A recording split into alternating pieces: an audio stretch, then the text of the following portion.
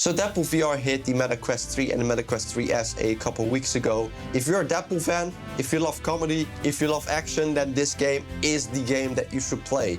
If you have played Batman Arkham Shadow, you're definitely going to love this one. But it has interesting combat mechanics, it has a 10-hour to about 10-hour playable campaign, and visually it just looks like as if you're in a Marvel comic book. So let's go into the review and let's see if this game is worth your time.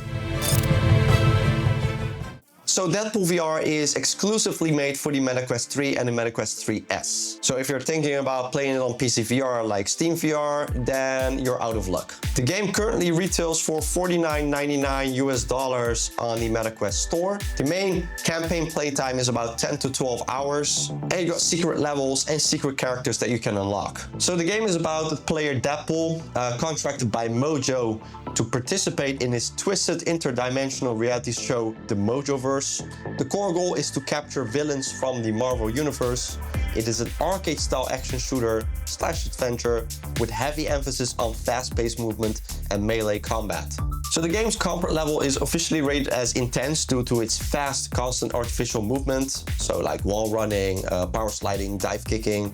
However, the game offers a solid suite of comfort controls, including snap turning and vignettes like tunnel vision. And the developers state that keeping the horizon centered even during high-speed actions helps mitigate motion sickness. The game relies heavily on smooth locomotion, so stick-based movement. Teleport movement is not an available option, meaning only those comfortable with smooth movement should attempt it, or they should use maximum comfort settings. Tracking is generally reliable for fast-paced action. Users report the game uses a generous detection area for holstering and grabbing weapons, like dual pistols, twin katanas from the back sides. A specific complaint is that the grappling gun can be finicky to consistently grab or aim.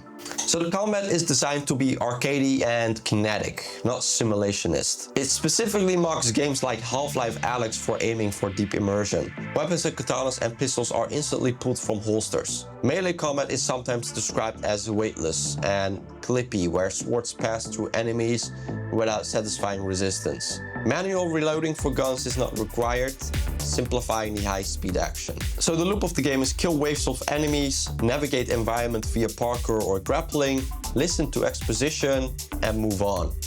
The action and creative violence are highly praised, but critics note that the dropkick move and combat encounters can begin to feel repetitive after the first few hours. The game uses VR for exhilarating high-speed sequences like wall running and the opening rail shooter car chase, which would be less visceral on a flat screen.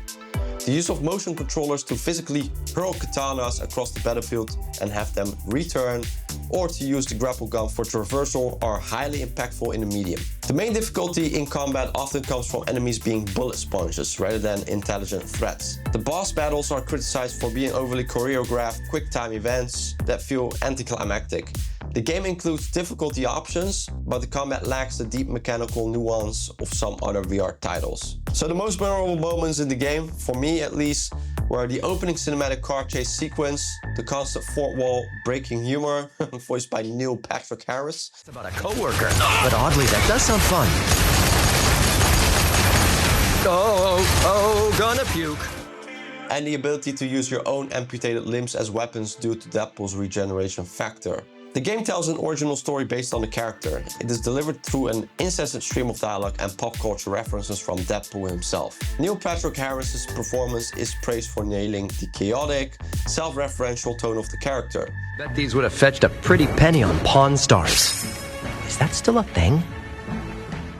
Which is enhanced by being physically in the room with the voice. So the game uses a highly detailed cel-shaded art style similar to Borderlands or a comic book, which is noted to be visually superb and sharp on the Meta Quest 3 and 3DS standalone hardware. This art style is often to ensure clarity and high performance on mobile processors. While not explicitly detailed as a competitive advantage, the game features full voice acting, including a Japanese option, and is driven by an action-focused soundscape.